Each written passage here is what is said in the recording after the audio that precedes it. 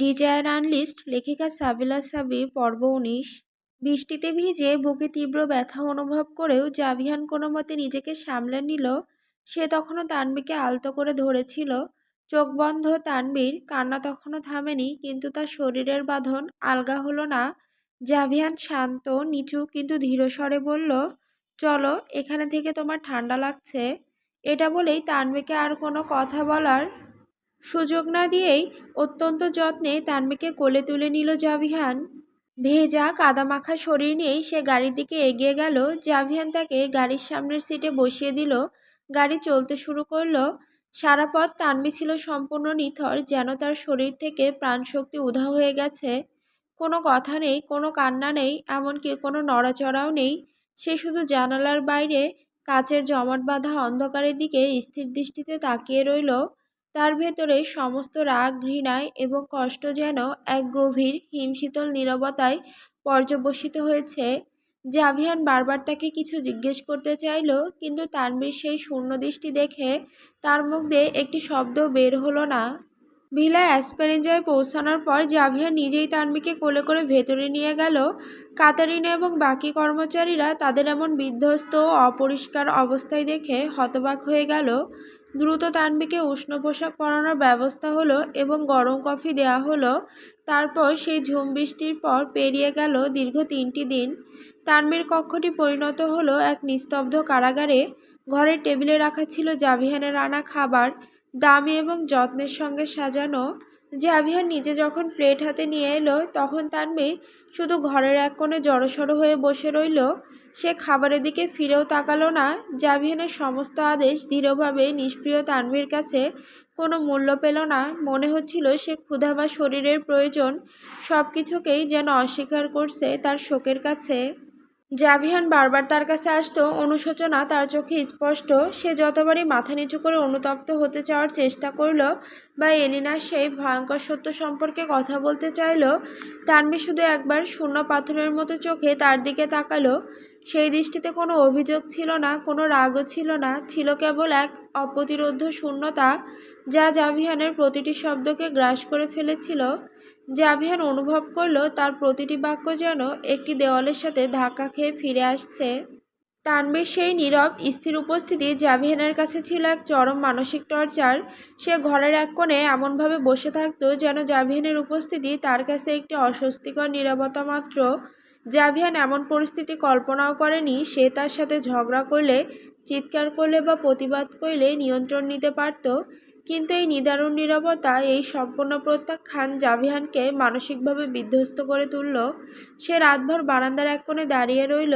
জাভিয়ানের ভাবনাতে তখন তার নিজের অস্থিরতা এবং বুকে চেপে আসা ব্যথা অনুভব করে, আর মনে মনে ভাবে, সে আমাকে ঘৃণা করুক, চিৎকার করুক, সারাদিন বকবক করুক, ঝগড়া করুক আমার সাথে, কিন্তু এভাবে চুপ করে থাকলে আমার বুক ফেটে যাচ্ছে কেন? তার নীরবতা যেন প্রতি মুহূর্তে আমাকে চাবুক মারছে। এই মেয়েটা আমার সমস্ত ক্ষমতাকে এত সহজে ভেঙে দিতে পারল। তানবীর সেই নীরবতা ছিল জাভিয়ানের অহংকার এবং ক্ষমতার উপর এক শীতল আঘাত। সে বুঝতে পারল সে তার জীবনের সবচেয়ে শক্তিশালী শত্রুর মুখোমুখি হয়েছে। জাভিয়ান আর এক মুহূর্ত অপেক্ষা না করে এই নীরবতা ভাঙার জন্য একটি চরম সিদ্ধান্ত নিল। চতুর্থ দিনের রাত। তানবীর সেই দীর্ঘ অচঞ্চল নীরবতা জাভিয়ানের সমস্ত হিসেব উল্টে দিয়েছিল। সে তার অস্থিরতা তখন চরম সীমায়। সে কোনো হুমকি বা প্রতিশোধের কৌশল ব্যবহার করে এই নীরবতা ভাঙতে পারছিল না। এই অবস্থায় জাভিয়ান কোনো এক গোপন সূত্র থেকে জানতে পারল আজ তানবীর জন্মদিন।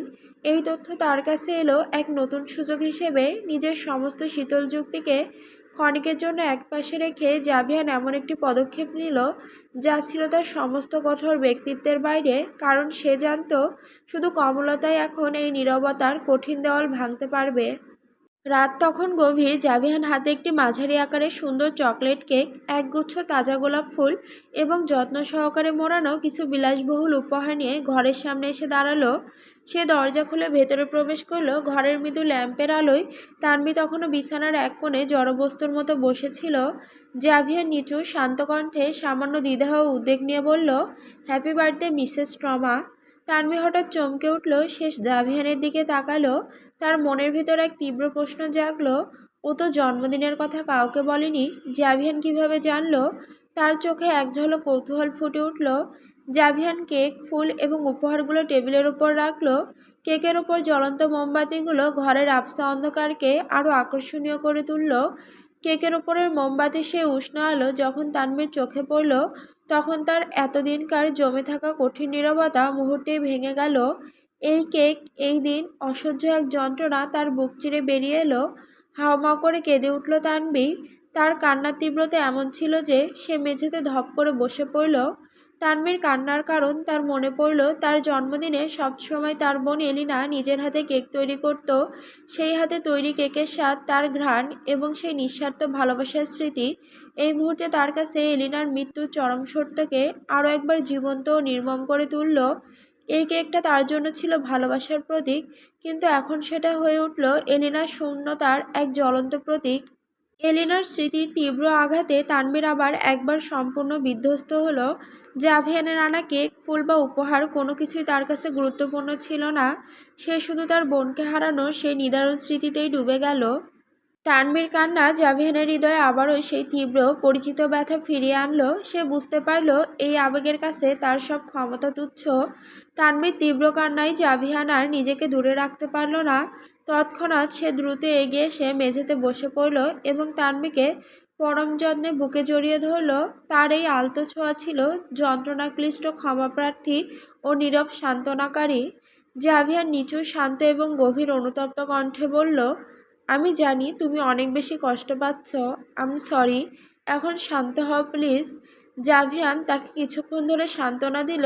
তারপর তার ভাঙা কণ্ঠে অনুরোধ করল, আস্তে করে বলবো, চলো কেকটা কাটো, আজ তো তোমার জন্মদিন। কিন্তু তানভী মাথা নেড়ে মানা করে দিল। কান্না থামলেও তার সমস্ত শরীর তখন ক্লান্তিতে নিথর। সেই কেকের দিকে তার আর চোখ গেল না। সে উঠে ধীরে ধীরে বিছানায় গেল এবং চুপচাপ শুয়ে পড়ল, দেয়ালের দিকে মুখ করে। তার নীরবতা ফিরে এলো, তবে এবার তা ক্রোধ নয়, বরং গভীর নিঃশব্দ শোকের। জাভিয়ান বুঝতে পারল এই মুহূর্তে কোনো জোর করা বৃথা। সে কেক, ফুল আর উপহারগুলো টেবিলের উপর সেইভাবেই রেখে দিল। সে আর কোনো কথা বলল না, শুধু তানভীর দিকে একদৃষ্টিতে তাকিয়ে রইল, নিজের ভুল এবং তার অপরাধের ভার অনুভব করতে করতে। পরের দিন সকালে তানভীর ঘুম ভাঙার পর চোখ মেলে দেখল জাভিয়ান ঘরে নেই। ঘর এখন শান্ত। কাল রাতের আবেগের ঝড়ে কোনো চিহ্ন সেখানে নেই, শুধু নীরবতা। বিছানা ছেড়ে উঠে বসল তানভীর। তার চোখ গেল টেবিলের দিকে। সেখানে কাল রাতে জাভিয়ানের আনা সব জিনিসই রাখা, চকলেট, কেক, একগুচ্ছ গোলাপ ফুল এবং মোড়ক লাগানো উপহারগুলো। বহুদিনের কষ্টের পর, বহুদিনের নীরবতার পর তার ঠোঁটে তখন মৃদু এক টুকরো হাসি ফুটে উঠল। এই হাসি ছিল প্রায় অবিশ্বাস্য। হয়তো জাভিয়ানের সেই নীরব সান্ত্বনা এবং অপ্রত্যাশিত উপহারের প্রতি সামান্য কৌতূহল তার মনের তীব্র বরফ গলাতে শুরু করেছিল। তানভীর ধীরে ধীরে টেবিলের কাছে গেল। সে একে একে উপহারগুলো খুলতে শুরু করলো। ভেতরে ছিল একটি অত্যাধুনিক ক্যামেরা, একটি নোটবুক এবং অন্যান্য শৌখিন জিনিস। উপহারগুলো তার মনে কোনো বড় আনন্দ দিল না, কিন্তু দীর্ঘদিনের মানসিক যন্ত্রণার মাঝে এই কৌতূহল বা সামান্য কিছু জিনিস তাকে একটুখানি মানসিক শান্তি দিল। সে তখন উপহারগুলো দেখতে দেখতে জাভিয়ানের প্রতি তার জমে থাকা রাগের কঠিন দেওয়াল থেকে সামান্যতম হলেও বিচ্যুত হলো। সূর্য যখন ডুবে গেছে, ভিলা অ্যাসপেরেঞ্জা তখন সন্ধ্যার আবছা আলোয় ঢাকা। জাভিয়ান দীর্ঘদিনের মানসিক চাপ নিয়ে ফিরে এলো। সে ভেতরে প্রবেশ করলো। তার মুখে তখনও সেই উদ্বেগ ও ক্লান্তির ছাপ স্পষ্ট। তানভী উপহারগুলোর দিক থেকে মুখ ফিরিয়ে তার দিকে তাকালো। কণ্ঠস্বরে এক সূক্ষ্ম কৃতজ্ঞতা মিশিয়ে বলল, ধন্যবাদ আমার জন্মদিনের জন্য উপহার আনার জন্য।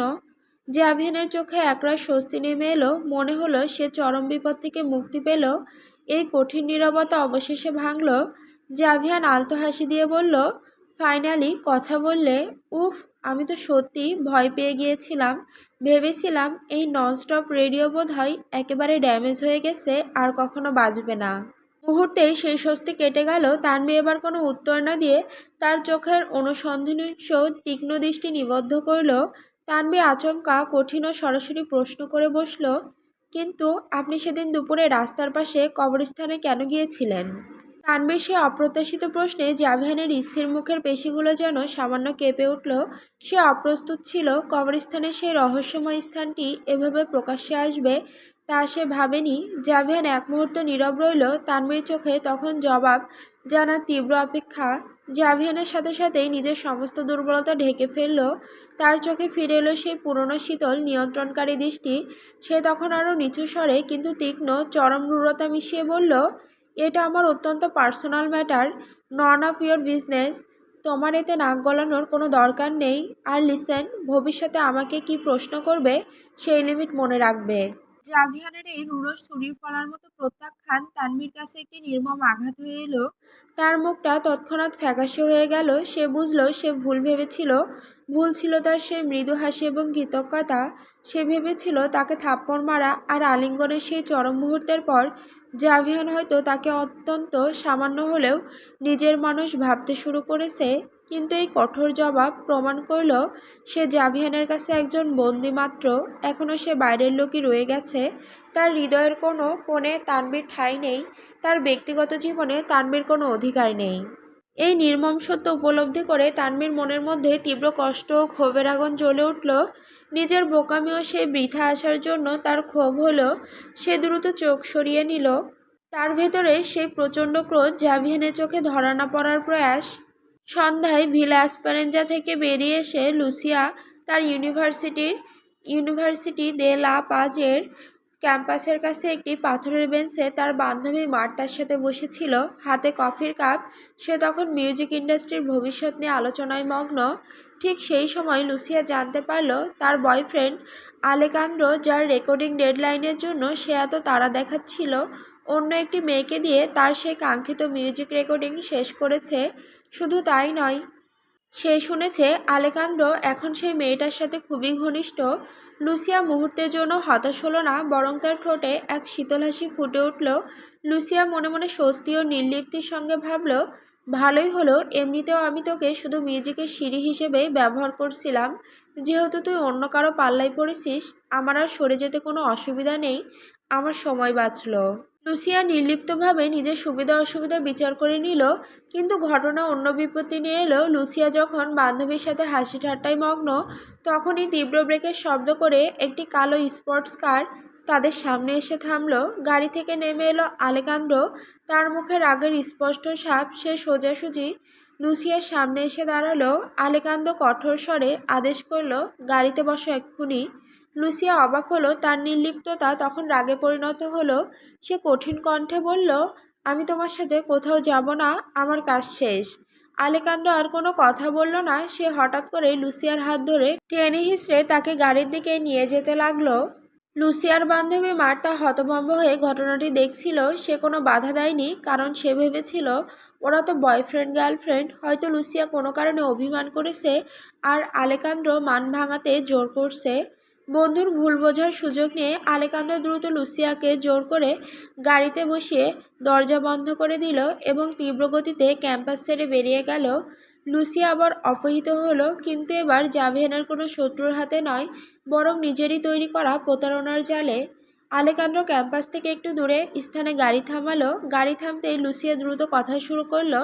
সে কঠোর ও স্পষ্ট কণ্ঠে বলল, তুমি যেহেতু অন্য মেয়েকে আমার সবচেয়ে বড় স্বপ্ন মিউজিক রেকর্ডিং দিয়ে দিয়েছ, আমাদের সম্পর্ক এখানেই শেষ। Let's break up. এবার আমাকে নামতে দাও গাড়ি থেকে। আলেকান্দ্রো লুসিয়ার দিকে ঘুরল। তার চোখে এখন আর প্রেমের ভান নেই, আছে শুধু চরম অহংকার এবং অধিকারবোধ। সে দাঁতে দাঁত চেপে বলল, এত সহজে? আমি তো তোমাকে এখনো পুরোপুরি পেলাম না। আমি তোমার জন্য যে সময় আর অর্থ বিনিয়োগ করেছি, তার মূল্য কি দেবে না? আমি যা চেয়েছি তার কিছুই তো তুমি দাওনি। শুধু গালে কিস ছাড়া আর কিছুই না। এখন বলছো ব্রেকআপ। ঠিক আছে, ব্রেকআপ, কিন্তু তার আগে তুমি আমাকে আমার পাওনা দেবে। আমার সাথে এখনই এখানেই সেক্স করবে, তাহলে আমি তোমাকে যেতে দিব। লুসিয়া তার এই চরম অধিকারবোধের কথায় রাগে ফেটে পড়ল। তার সমস্ত ঘৃণা তখন জেগে উঠল। সে আচমকা কষে একটি থাপ্পড় আলেকান্দ্রোর গালে বসিয়ে দিয়ে বলল, তোমার পাওনা নিবে বলেছিলে না? এই নাও, এটাই তোমার পাওনা। তোমায় আমি ভালোবাসি না, কেন তোমাকে আমার সব কিছু দেব? আমাকে ছেড়ে দাও। থাপ্পড় খেয়ে আলেকান্দ্রোর চোখ রাগে জ্বলজ্বল করে উঠল। এই পরিস্থিতি স্পষ্ট করে দিল লুসিয়া নিজেরই তৈরি করা প্রতারণার জালে ফেঁসে গেছে। আলেকান্দ্রোর চোখে রাগের আগুন জ্বলে উঠল। তার প্রেমের মুখোশ ছিঁড়ে গেল। বেরিয়ে এলো চরম কর্তৃত্ববাদী সত্তা। সে আর এক মুহূর্ত অপেক্ষা না করে লুসিয়াকে টেনে হিঁচড়ে সিটের মসৃণ চামড়ার ওপর শুইয়ে দিল। তার সমস্ত শরীরী শক্তি প্রয়োগ করে সে লুসিয়াকে চেপে ধরল। গাড়িটা ছিল সাউন্ড প্রুফ। লুসিয়া মরিয়া হয়ে নিজেকে ছাড়ানোর জন্য প্রাণপণে চেষ্টা করতে লাগলো, কিন্তু তার শক্তি আলেকান্দ্রোর আগ্রাসনের কাছে যথেষ্ট ছিল না। সে তখন নিজেকে এক জীবন্ত ফাঁদে বন্দি অনুভব করলো। হঠাৎ করেই বাইরে থেকে একটি ভারী ধাতব বস্তুর আঘাতে গাড়ির সামনের দরজার কাঁচ ভয়াবহ শব্দে টুকরো টুকরো হয়ে গেল। তীক্ষ্ণ কাচের টুকরোগুলো লুসিয়া এবং আলেকজান্দর দুজনের উপরই ছিটকে পড়ল। তাদের চোখ ধাঁধিয়ে গেল। ভাঙা কাচের ফ্রেমের ফাঁক দিয়ে ফারহান দ্রুত হাত গলিয়ে গাড়ির কেন্দ্রীয় লকটি খুলে ফেলল। চোখের পলকে দরজা খুলে গেল। লুসিয়া বিস্ফোরিত চোখে দেখল ফারহান, তানভীর ভাই, সেখানে দাঁড়িয়ে, যার চোখে শুধু উন্মত্ত ক্রোধ। ফারহান এক লহমায় আলেকান্দ্রোর চুলের মুঠি ধরে টেনে গাড়ি থেকে বের করে আনলো। এর পরের মুহূর্তগুলো ছিল নীরব ধ্বংসলীলা।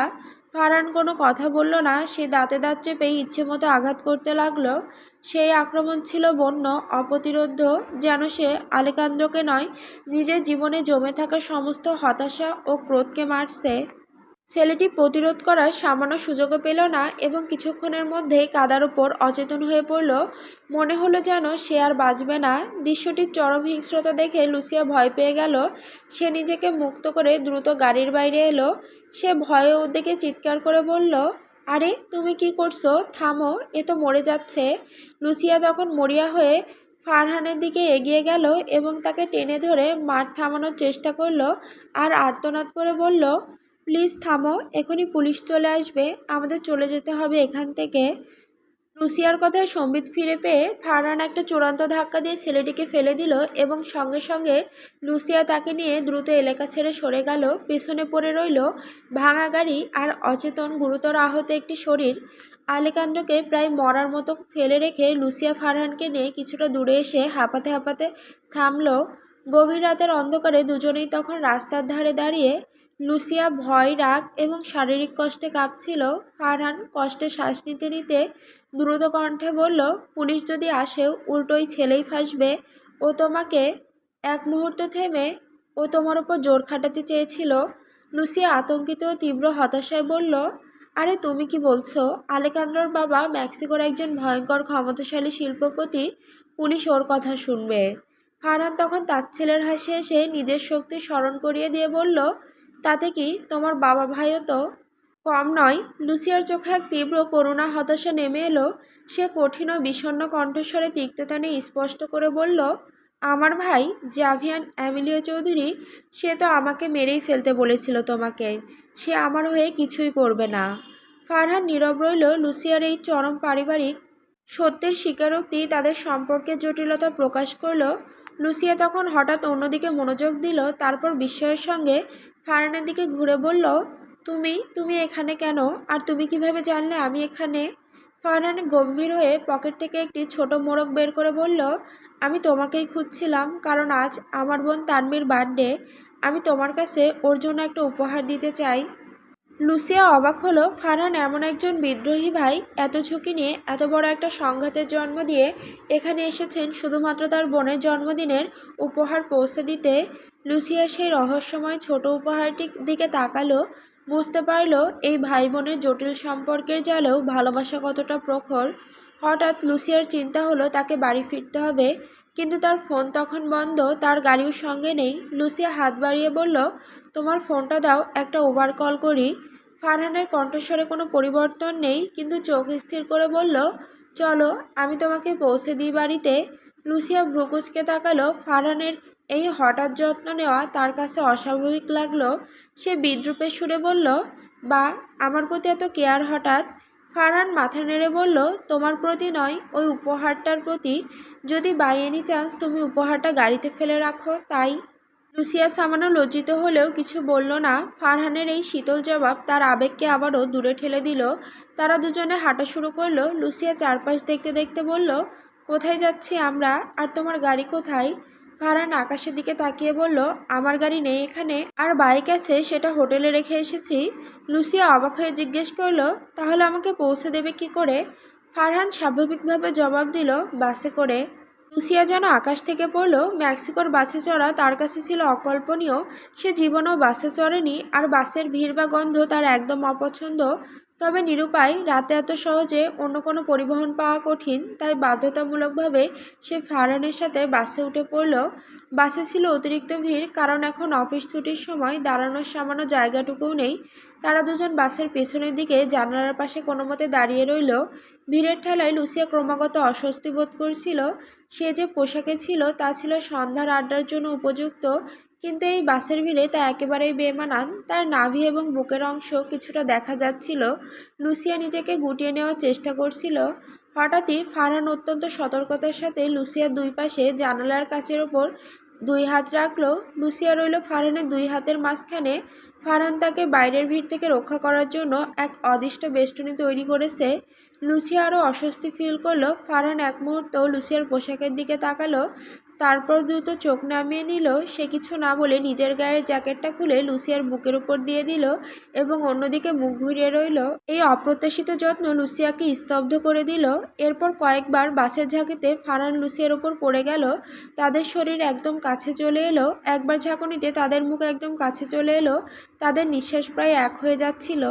ফারহান সাথে সাথে মুখ ঘুরিয়ে রাখলো, যেন লুসিয়ার কাছে তার এই ঘনিষ্ঠতা চরম অস্বস্তির কারণ না হয়। লুসিয়া এক প্রকার বিমূঢ় হয়ে তাকিয়ে রইল। এই প্রথম সে ফারহানকে এত কাছ থেকে দেখছে। সে লক্ষ্য করল বাংলাদেশের হলেও ফারহান যথেষ্ট হ্যান্ডসাম ছিল।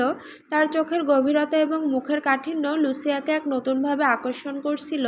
লুসিয়া তখন ফাঁকা দৃষ্টিতে ফারহানের মুখের দিকে তাকিয়ে রইল। সে তার নিজের ভেতরের এই পরিবর্তন অনুভব করতে পারছিল। লুসিয়ার মন তখন দ্রুত নিজেকে ধমকে ওঠে, ধ্যাত লুসিয়া, ওকে নিয়ে এসব কী ভাবছিস? মেক্সিকোতে ওর চেয়েও অনেক হ্যান্ডসাম ছেলের অভাব নেই। তুই জাভিয়ান আর মার্কোর বোন। আরও লুসিয়া নিজের ভাবনাকে জোর করে থামানোর চেষ্টা করলো। ঠিক সেই মুহূর্তেই বাসটি একটি প্রচণ্ড ঝাঁকুনি খেল। ভিড়ের চাপে ফারহান নিয়ন্ত্রণ হারালো। হঠাৎ করেই ফারহানের ঠোঁট গিয়ে লাগলো লুসিয়ার ঘাড়ে। লুসিয়ার ঘাড় ছিল তার সবচেয়ে সেন্সিটিভ স্পট। এই অপ্রত্যাশিত বৈদ্যুতিক স্পর্শে লুসিয়া আকস্মিক কেঁপে উঠল। তার সমস্ত মনোযোগ মুহূর্তের মধ্যেই ফারহানের স্পর্শে নিবদ্ধ হলো। ফারহান যেন নিজেও তীব্রভাবে ধাক্কা খেল। সে সাথে সাথে সরে গেল, কিন্তু ভিড়ের কারণে তাদের শরীর তখনও খুব কাছাকাছি। তবুও সে লুসিয়াকে ভিড় থেকে রক্ষা করার জন্য তার হাত তখনও জানালার উপর থেকে সরায়নি। লুসিয়া সেই অস্বস্তিকর ঘনিষ্ঠতায় চোখ সরাতে পারছিল না। তার হৃদস্পন্দন তখন চরম গতিতে চলছিল। কিছুক্ষণ পর বাসটি তাদের গন্তব্যের কাছাকাছি একটি স্টপেজে থামল। ভিড়ের মধ্যে থেকে বেরিয়ে আসার সুযোগ পেয়ে লুসিয়া দ্রুত বাস থেকে নামল। স্বস্তির নিঃশ্বাস ফেলে সে দেখল ফারহানও তার পিছু পিছু নামল। লুসিয়া তখনও সেই আকস্মিক স্পর্শের ঘোর কাটাতে পারেনি। তার গাল সামান্য লাল হয়েছিল।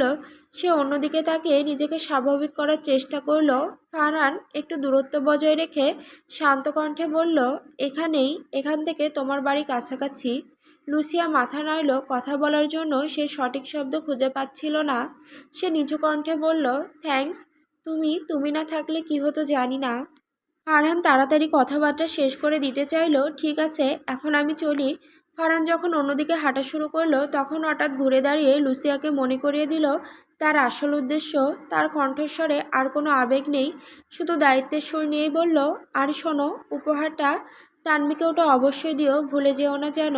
লুসিয়া সেই ছোট্ট মোড়কটির দিকে একবার তাকালো। ফারহানের এই শেষ কথাটি স্পষ্ট করে দিল তার এই সমস্ত ঝুঁকি নেওয়ার কারণ লুসিয়া নয়, বরং তার বোন তানবি এবং সেই উপহার। লুসিয়া মাথা নেড়ে সম্মতি জানালো।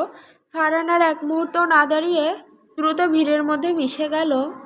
লুসিয়া যখন বাড়িতে পৌঁছালো, তখন তার শরীর ক্লান্তিতে ভেঙে পড়ছে। সে সোজা তানবির কক্ষে গেল। তানবি তখনও ঘরের এক কোণে নিথর বসেছিল, তার চোখে সেই গভীর শূন্যতা। লুসিয়া স্বাভাবিক হওয়ার চেষ্টা করলো, হাতে মোড়কটি নিয়ে বলল, শোনো, তোমার ভাই ফারহান এটা পাঠিয়েছে তোমার জন্মদিন উপলক্ষে। উপহারের কথা শুনে তানবির নিস্তব্ধতা ভেঙে গেল। তার চোখ জ্বলে উঠল, কিন্তু তার শোকের নয়, ছিল চাপার আগের আগুন।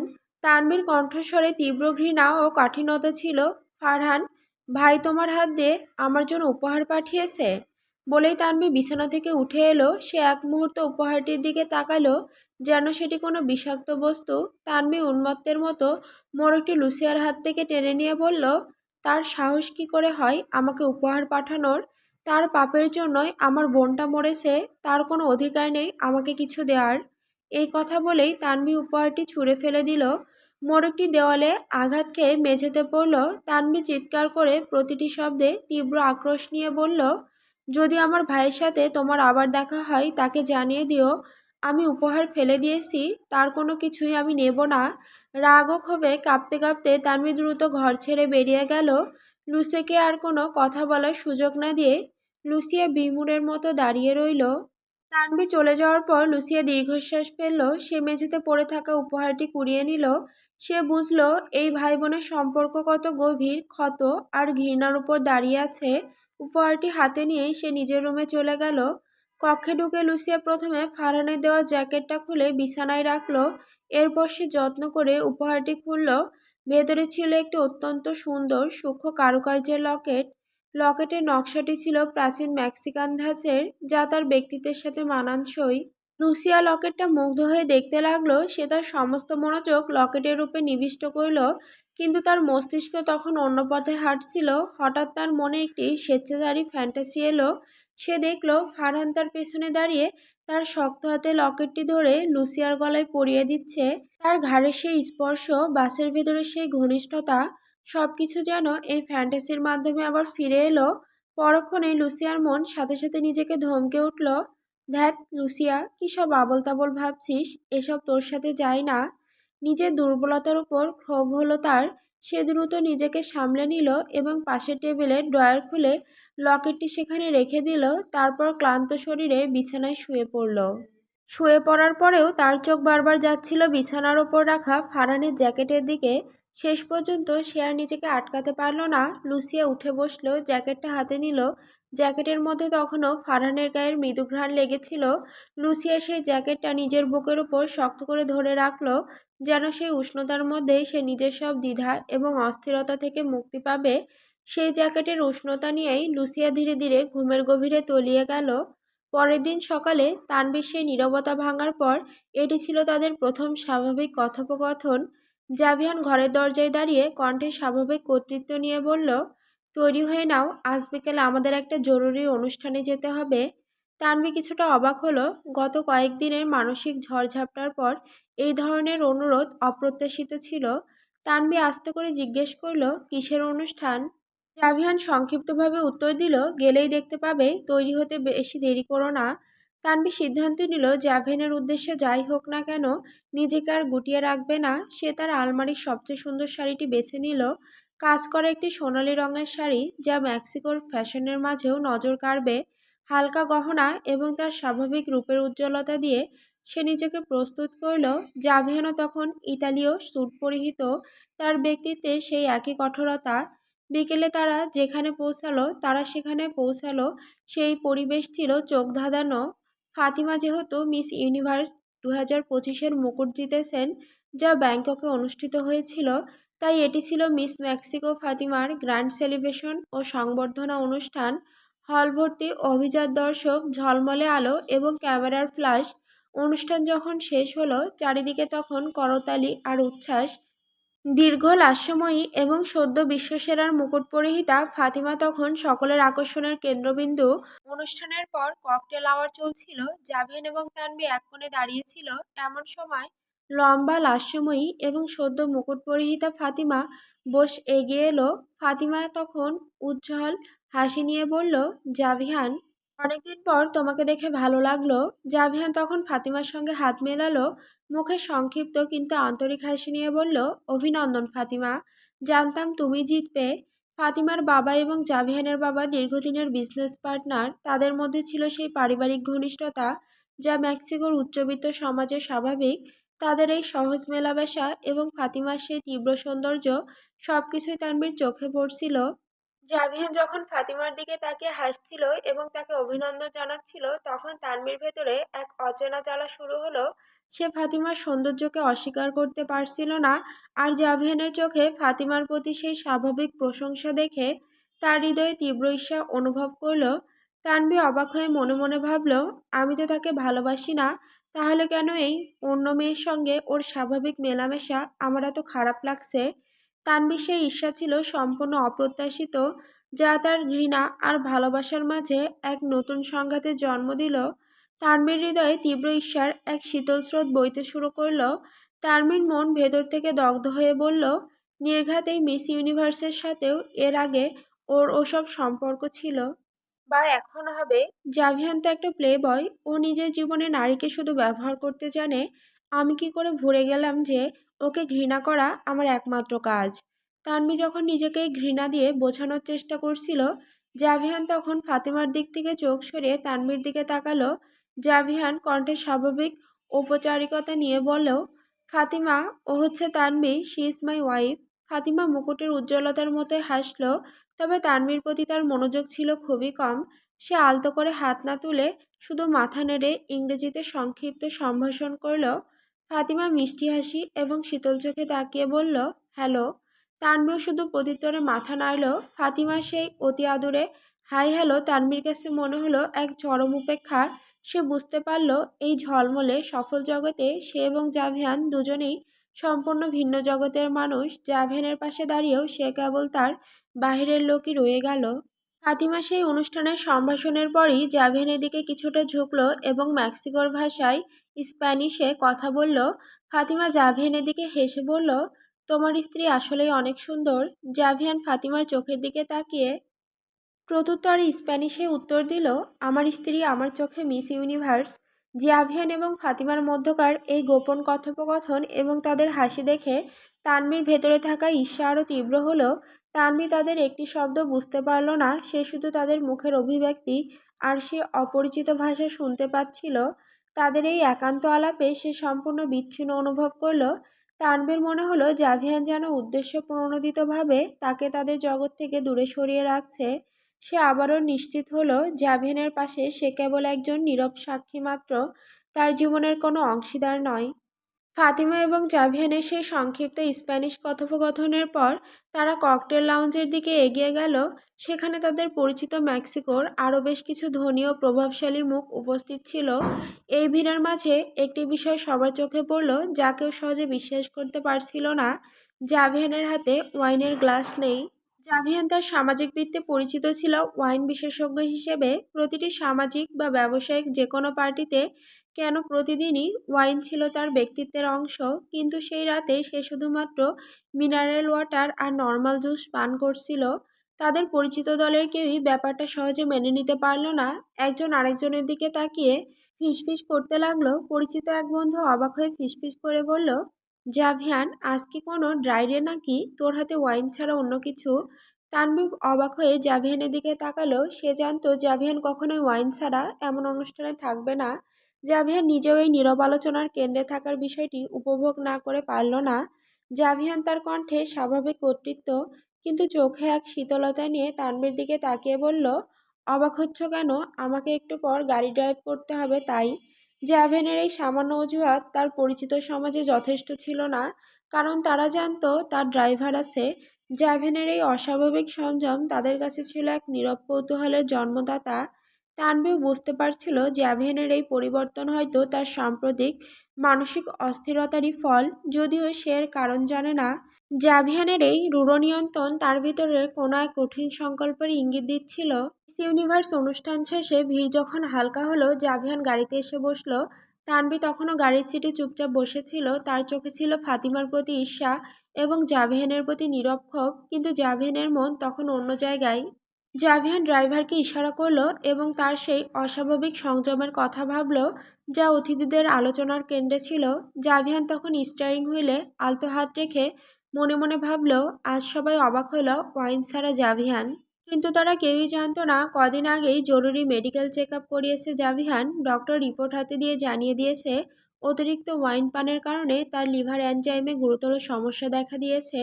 সে কঠোরভাবে সতর্ক করেছে যদি পুরোপুরি ওয়াইন না থামায় তবে পরিণতি হবে ভয়াবহ। আপাতকালের জন্য ওয়াইন স্পর্শ করাও নিষেধ। জাভিয়ান তিক্ত হাসি হাসলো আর মনে মনে পুনরায় ভাবল, আগে হলে এসব পাত্তাই দিতাম না। মৃত্যু ভয় ওসব তো কবেই চলে গেছে। বাঁচার কোনো ইচ্ছাই তো ছিল না এই পৃথিবীতে। নিজের অন্ধকার জগৎ আর অভিশপ্ত পথ, মৃত্যু ছিল বরং একটা মুক্তি। জাভিয়ান চোখ বন্ধ করলো। তার মনের পর্দায় ভেসে উঠল তানভীর মুখ, তার কান্না, রাগ, এমনকি সেই নীরব প্রত্যাখ্যান। জাভিয়ানের ভাবনায় তখন হৃদয়ে এক তীব্র অনুভব হলো, কিন্তু এখন কেন জানি না আমি বাঁচতে চাইছি। এখন আর নিজেকে মৃত্যুর দিকে ঠেলে দিতে ইচ্ছে করছে না। এই কঠিন রূঢ় জীবনেও হঠাৎ কেন যেন মনে হলো বাঁচার একটা কারণ আছে। আর সেই কারণটা হয়তো তানবি। এই মেয়েটার জন্যই কি আমি নিজের শরীর ও জীবনকে ধরে রাখতে চাইছি। এই দুর্বলতা, এই নতুন আকাঙ্ক্ষা। সে চোখ খুলল জাভিয়ানের সেই রূঢ় ক্ষমতা আর অন্ধকার জীবনের আড়ালে জীবনের প্রতি এক নতুন তীব্র আকাঙ্ক্ষা জন্ম নিয়েছে, যা সম্পূর্ণই তানভীর উপস্থিতির ফল। অন্যদিকে মেক্সিকো সিটির অন্ধকার জগতের এক গোপন আস্তানায় তখন চলছিল আরেক ঘটনা। টেলিভিশনের পর্দায় মিস ইউনিভার্সের ফাইনাল রাউন্ডের গালা ইভেন্ট চলছিল। মেলস্ট্রম তখনও সেই অনুষ্ঠান দেখছিল কোনো এক বিশেষ উদ্দেশ্যের কারণে। ঠিক সেই সময় তার নিজস্ব স্পাই নেটওয়ার্কের মাধ্যমে একটি নিশ্চিত খবর এসে পৌঁছালো। জাভিনের পাশে দাঁড়িয়ে থাকা নারীটি আর কেউ নয়, তানভি। এবং সে শুধু অতিথি হিসেবে নয়, জাভিয়ান তাকে সবার সামনে নিজের স্ত্রী হিসেবে পরিচয় দিয়েছে। জাভিয়ান এবং তানভীর সেই ঝলমলে উপস্থিতি দেখে মেইলস্ট্রমের চোখ রাগে জ্বলে উঠল। তার সমস্ত ধৈর্য এক মুহূর্তে ভেঙে গেল। জাভিয়ান তার একমাত্র প্রেমের শিকারকে এভাবে নিজের কাছে রেখে দেবে, তা সে সহ্য করতে পারল না। মেইলস্ট্রম তখন হিংস্র গর্জন করে বলল, ওয়াইফ? জাভিয়ান, তুই এত সাহস দেখাচ্ছিস? তোর ধারণা নেই তুই কাকে তোর ওয়াইফ বলছিস? আর এক মুহূর্ত অপেক্ষা না করে মেইলস্ট্রম টেবিল থেকে নিজের পিস্তলটি হাতে নিল। তার পেশিগুলি শক্ত হয়ে উঠল। জাভিয়ানের বাড়িতে গিয়ে সরাসরি হামলা চালানোর জন্য সে দ্রুত ঘরের দরজা দিয়ে বেরিয়ে যেতে লাগলো। ঠিক তখনই তার পথে বাধা হয়ে দাঁড়ালেন তার মা ইসাবেলা। ইসাবেলা দরজার সামনে তার ইস্পাত কঠিন ব্যক্তিত্ব নিয়ে দাঁড়িয়ে রইলেন। তার চোখে ছিল এক অদ্ভুত মিশ্রণ, আতঙ্ক এবং ধীরতা। ইসাবেলা ধীরকণ্ঠে হাতে পিস্তল ধরা মেইলস্ট্রমের দিকে তাকিয়ে বলল, তুমি কোথায় যাচ্ছ মেইলস্ট্রম? মেইলস্ট্রম মাথা নাড়িয়ে রাগে প্রায় কাঁপতে কাঁপতে বলল, সরে যাও মম, আমি জাভিয়ানের কাছে যাচ্ছি। ওই মেয়েটা তানবি, আমার ভালোবাসা ও ওর কাছে আছে। ইসাবেলা আস্তে করে কিন্তু ভয়ঙ্কর শক্তিতে বলল, না, তুমি কোথাও যাচ্ছ না, পিস্তল নিচে রাখো। মেইলস্ট্রম তার মায়ের দিকে তাকালো। এই প্রথম সে দেখল তার মা তার চরম ক্রোধের সামনেও সামান্যতম পিছু হটছেন না। তাদের দুজনের চোখে তখন চরম সংঘাত। জ্যাভেনের প্রতি তার উন্মত্ত প্রতিশোধের আকাঙ্ক্ষা এবং মায়ের নীরব আদেশ। মেইলস্ট্রম দুটির মাঝখানেই থমকে দাঁড়ালো।